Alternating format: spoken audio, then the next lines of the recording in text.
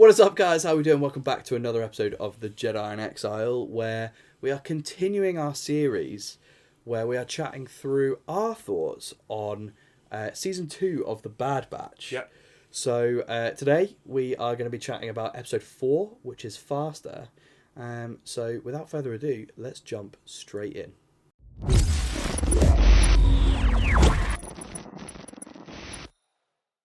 So Brian, talk to me. What were your thoughts? Yeah, so I thought this one, The Bad Batch without Hunter in, just, it was a strange dynamic, this one. Yeah. Because obviously the episode was focused on Tech, obviously Omega, and what's his face? The big guy. Wrecker. Yeah, his name completely Come lost. I wanted to call him Muscles because that's what Sid calls him in the show. I love the character Sid though. I think Sid is absolutely brilliant. But obviously this focused around Sid needing some security. That was the job.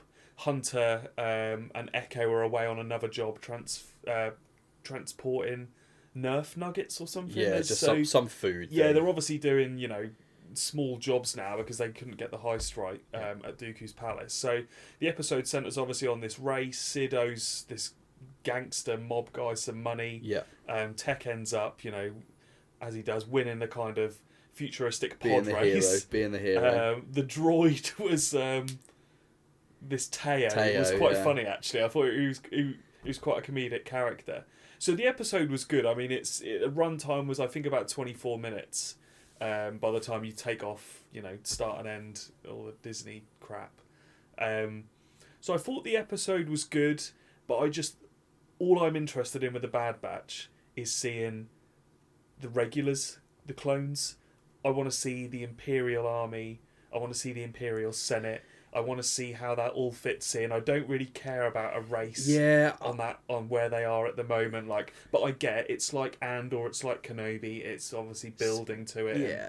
So we've still got to remember as well, this is animated. Yeah. And I'm not saying it's a kids show, but I'm saying there's probably going to be a lot of kids who are watching it. So I feel like episodes like that, like my little boy, so I've watched it twice. I watched it on my own, and I've watched it with my little boy. He really enjoyed the episode because again, it was something for I think the younger generation this episode. So that's my summing up thoughts. I feel like this was kind of, I mean, this can sound negative, but I feel like this is it's kind of filler episode-y, right? Yeah. And it's almost like we need to add 2 or 3 more episodes, what can we do? And I feel like it was an interesting one, because normally when characters are missing from these sorts of episodes, it's like scheduling issue or whatever. But the fact that Bradley Baker plays half the characters, I feel like it wasn't a scheduling issue.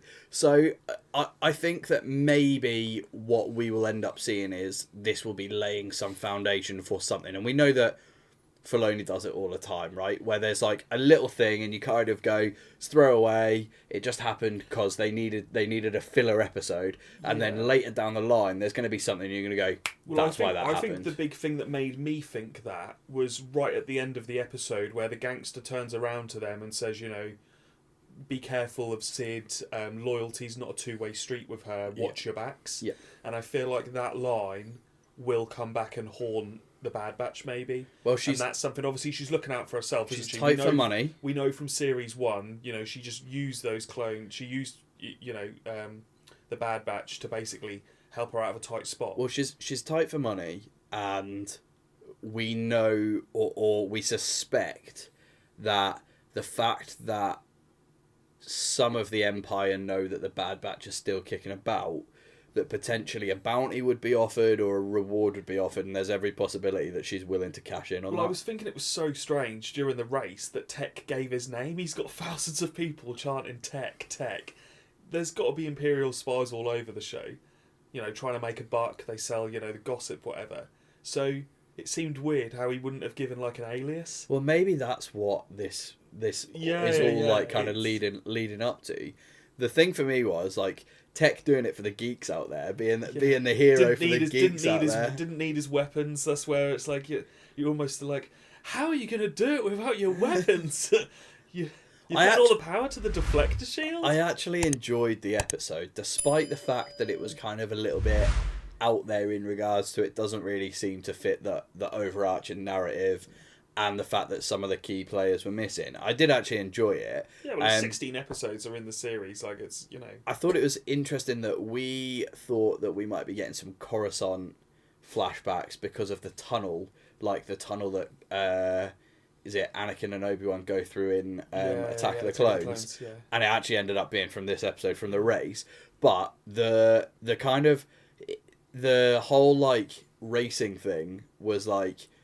Podracing. It was that it was that meme though. It was that meme of like, can I copy your homework? Sure, but just change it a little bit. And it was essentially the Bunta Eve like pod race. I was waiting for the engine. I was waiting for the engine to not fire for him like it did with Anakin. I was thinking when it went to the start of the race when all the crowd were there and they were cheering and the commentator was talking, I was like, please let it be the double-headed guy.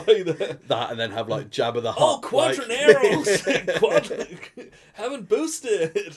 But no, I did actually, I enjoyed it. I thought we got to see a little bit more kind of, evidently, Omega is kind of the soft touch within the team, right? In regards to she's the one that showed a bit of humanity. She was the one where maybe a bit too trusting, and that's what the guy said at the end. The comment was, you know, you could have just left her, and you decided to like risk it all for her.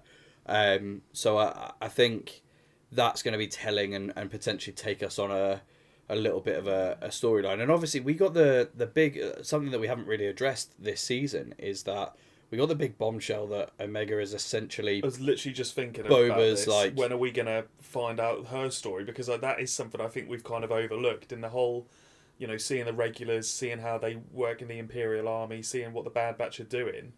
Omega was created for a reason. Like, what was that reason? So, yeah, I'm completely with you there. Like, we need to find out a bit more about that. I'm excited to see what comes, you know. I think, overall for me...